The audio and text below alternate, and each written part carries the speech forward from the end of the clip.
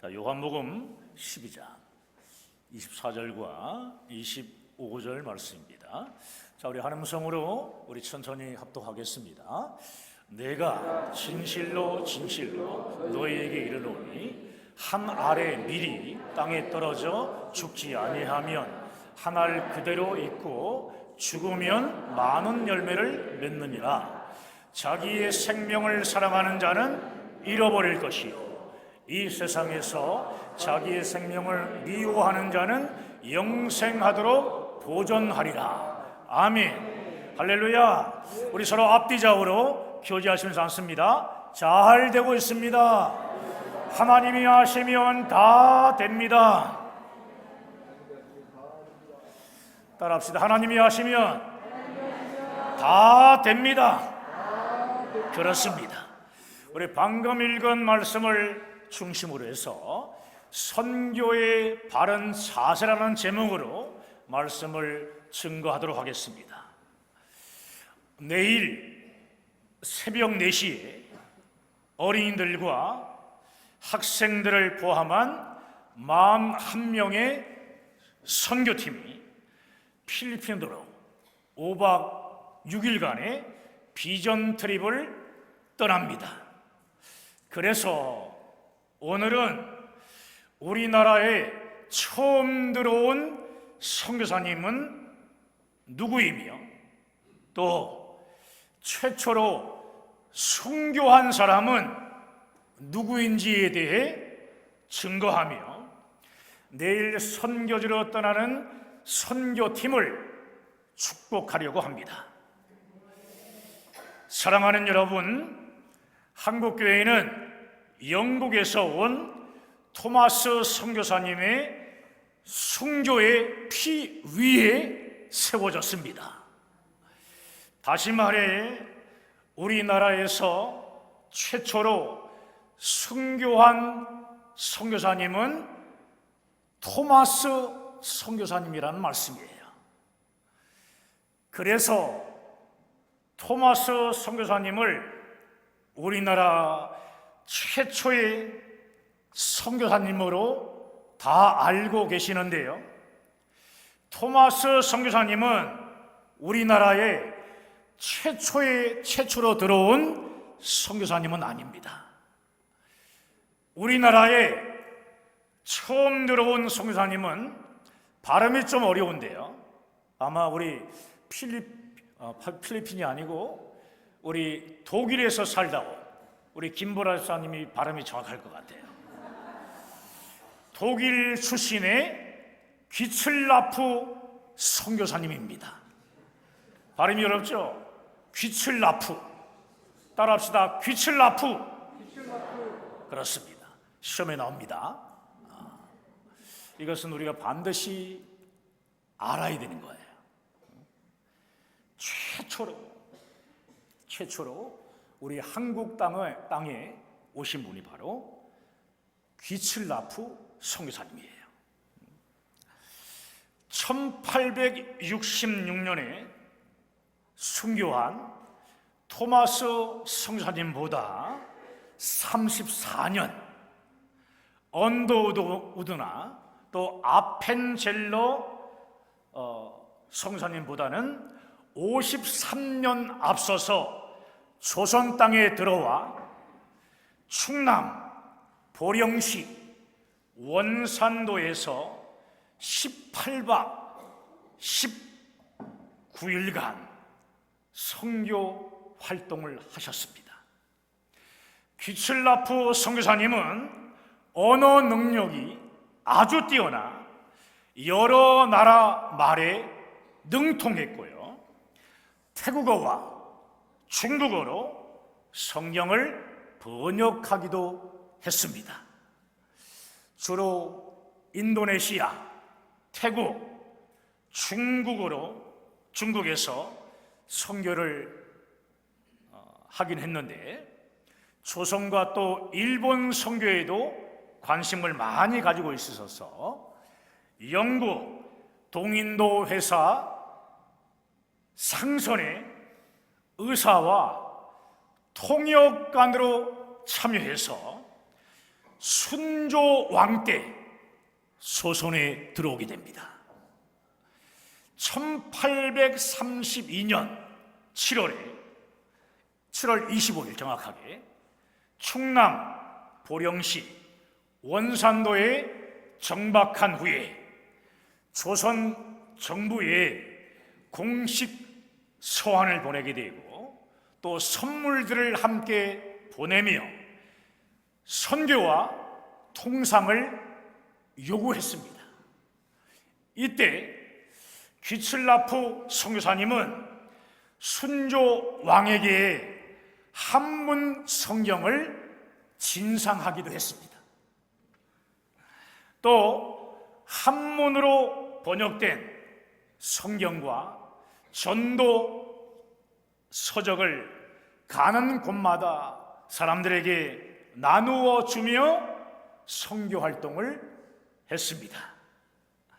선교사님은 한우들을 만나게 되는데 한우들에게 약을 처방해서 나누어 주게 되었는데요, 최초로 서양 의술을 조선에 베푼 의료 선교사이기도 합니다. 의료 활동은 귀칠라프 선교사님이 조선인들과 신뢰를 쌓고 복음을 전하는 중요한 통로였습니다. 또한 선교사님은 최초로 주기도문, 이 주기도문을 한글로 번역을 했는데요, 이는 단편적이지만 한글 번역 성경의 효시라고 할 수 있는 거예요. 당시 조선이 한자 문화권임에도 불구하고 조선만의 문자인 한글이 있는 것을 알고요, 한글을 배우기 시작합니다. 한글을 배워서 최초로 서양의 한글의 독창성 그리고 과학성을 널리 알리는 데도 크게 기여했습니다. 먹을거리가 없어서 고통당하고 있는 조선인들에게 서양 감자를 심고요, 얼마나 감사한지 몰라요. 감자하면 떠올라야 돼요. 감자.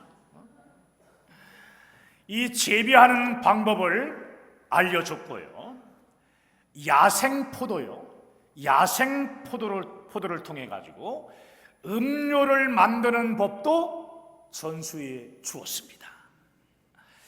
그런데 조선 정부가 선교와 통상에 대한 요청을 거절해서 선교사님은 조선을 떠나게 되었습니다. 약 3주간이에요. 3주간의 짧은 기간이었지만 귀칠라프 선교사님이 남긴 이 흔적은요, 한국 기독교 역사에 깊이 새겨지게 되었습니다. 여러분, 서두에 말씀드린 대로 우리나라에서 최초로 순교하신 토마스 선교사님은 영국 웨일즈 지방에서 목사의 아들로 태어나 신학을 졸업하고요, 23세에 목사로 임직받았습니다. 토마스 목사님은요, 선교의 뜻을 두고 있었어요.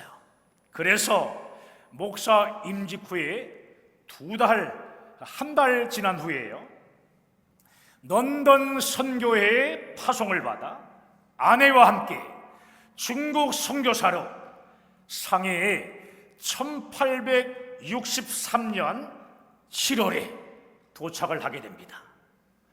선교의 큰 비전을 품고 중국에 도착했지만 안타깝게도 그 다음해인 1864년 3월에 아내가 세상을 떠나게 돼요. 큰 슬픔에 잠긴 토마스 선교사님은 선교 사역을 중단을 하고 중국 산둥성에 가서 1년 동안 세관 일을 하게 됩니다. 그러던 중에 스코틀랜드 성서공회 소속의 윌리엄슨 성사님을 만나게 되는데, 그때 다시 선교에 대한 열정을 회복하며 조선 선교에 대한 비전을 갖게 됩니다. 토마스 선교사님은 조선 선교에 대한 이 비전을 갖게 되면서 아내를 잃은 슬픔을 극복하게 되었다고 합니다. 조선 선교의 비전을 이루기 위해 조선말을 배우며 기도하던 그는 조선에 갈 기회를 찾고 있었습니다.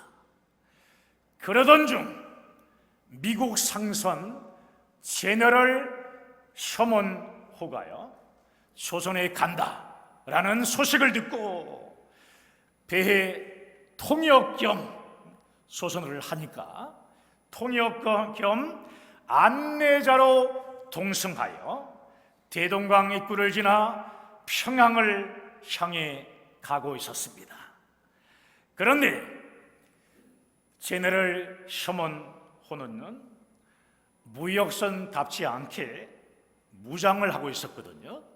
무장을 하고 있었기 때문에 조선에서 허락하지 않고 퇴각 명령을 내리게 되는데, 이를 무시하고 깊숙하게 조선 땅에 들어가게 됩니다. 조선은 퇴각 명령을 무시하고 들어오는 이 배에 총과 대포를 쏘기 시작했습니다.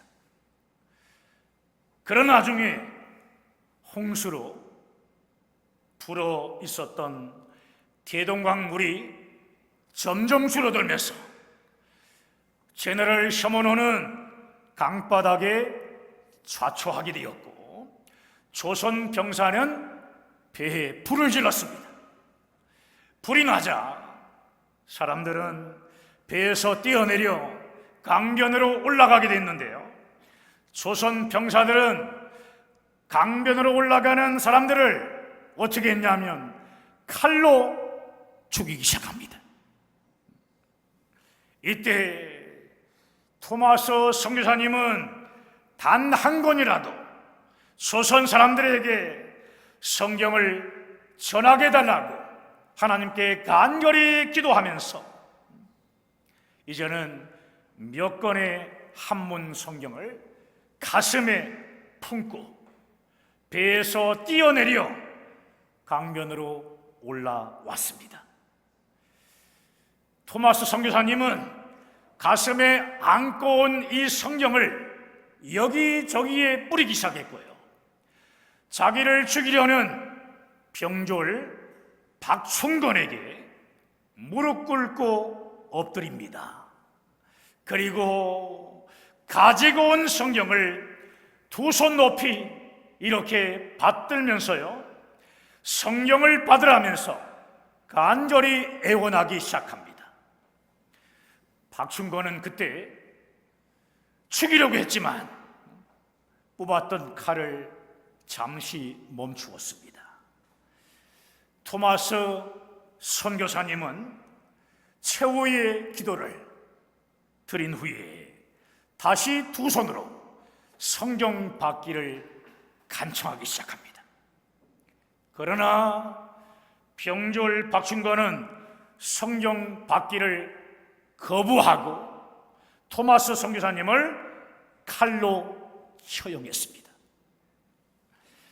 26살 우리 토마스 선교사님은 사랑하는 아내를 잃은 지 2년 6개월 만에 조선에서 순교자의 반열에 오르게 된 것입니다. 토마스 선교사님의 순교로 모든 것이 다 끝난 것처럼 보였습니다. 그런데 놀랍게도요, 박충건은 집으로 돌아오는 이 길에요, 거부했던 성경을 집에 가지고 왔습니다. 박충건이 아니라 최충건. 미안합니다.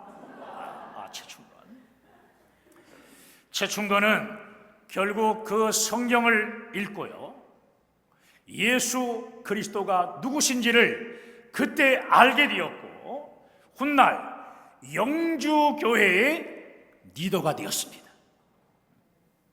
또 최충건의 성경을 조카인 이영태도 읽게 되었는데, 조카인 이영태 역시 성경을 통해 예수님을 영접하게 되었습니다.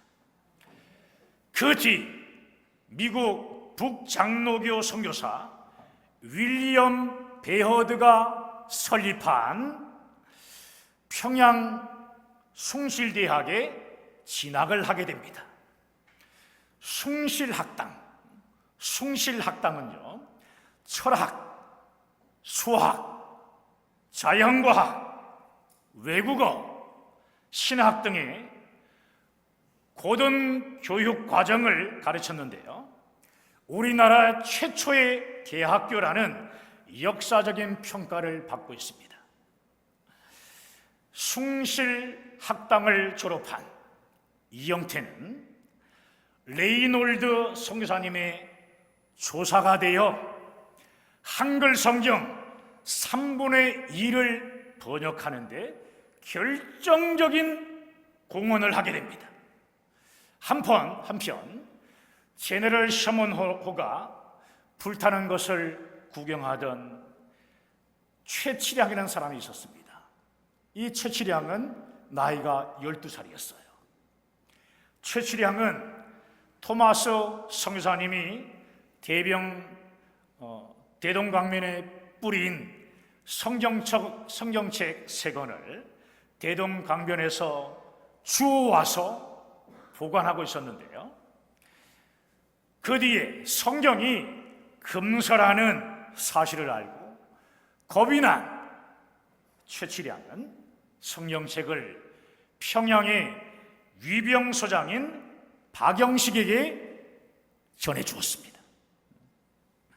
성경을 건네받은 박영식은요, 종이의 질이 너무 좋으니까 자기 집을 성경으로 도배했습니다.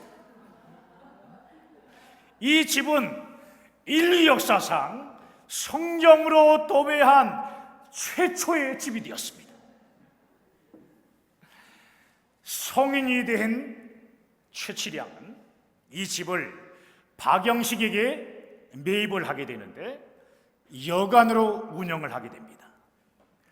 마펫 선교사가 우연히 이 여관에 왔다가 성경으로 도배된 벽을 보고 깜짝 놀라게 되었고, 주인인 최치량에게 자초지경을 듣고는 하나님의 놀라운 섭리에 감격하며 기도했다고 합니다. 마펫 선교사님은 주인인 최치량과 박영식에게 예수 그리스도의 십자가 복음을 증거했고요, 평양을 돌아다니며 열심히 예수님의 십자가 구원을 전했다고 합니다. 성경으로 도배된 이 여관은 결국 평양 최초의 교회가 되었습니다. 널다리 꼴이었기 때문에 널다리 교회라고 불렀습니다. 그 뒤 이 교회는 1903년에 평양 장례헌 교회가 되었으며, 1907년 바로 이 장례헌 이 교회에서 이 땅을 뒤흔드는 영적 대부흥운동이 성령 안에서 일어나게 되었습니다. 오늘 본문의 말씀처럼 하나님 땅에 떨어져 죽었기에 이 땅에 교회가 세워지고요, 많은 영혼들이 구원받는 놀라운 생명의 열매들을 맺게 된 것입니다. 할렐루야. 사랑하는 성도 여러분, 예수님께서 이 땅에 오신 목적이나 지상 명령은 바로 선교입니다. 선교입니다. 우리나라는 그 무엇보다 선교에 빚진 나라예요. 이러한 선교의 빚을 갚기 위해 선교의 삶을 살 뿐만이 아니라 내일 41명이 필리핀으로 선교를 떠나는 것이에요. 성령의 나타나심과 능력 없이는 불가능한 사역이기 때문에 우리가 선교팀을 위해 날마다 함께 기도로 동역해야 합니다. 이번에 명절 기간 동안 우리 먹으면서도 기도하시고 또 대화 나누면서도 선교 팀들을 위해 여러분 기도해 주시기 바랍니다. 선교팀의 사역을 통해서 반드시요 최충건, 이영태, 또 최칠량과 같은 이 동역자들이, 주님의 일꾼들이 필리핀에서 많이 나타나게 될 줄 믿습니다. 선교의 바른 자세는 다른 것이 아닙니다. 하늘에 미리 죽어 미리 되어서 죽는 것이에요. 하늘에 미리 되어 죽는 것입니다. 우리가 죽어야 예수님의 십자가 복음이 살아납니다. 선교팀 여러분, 이번에 가서 여러분의 자아를 죽이고 사역하면서 귀하게 쓰임받기 바랍니다. 내가 살면 성령께서 역사하시지 못합니다. 우리는 반드시 죽어야 하는 것입니다.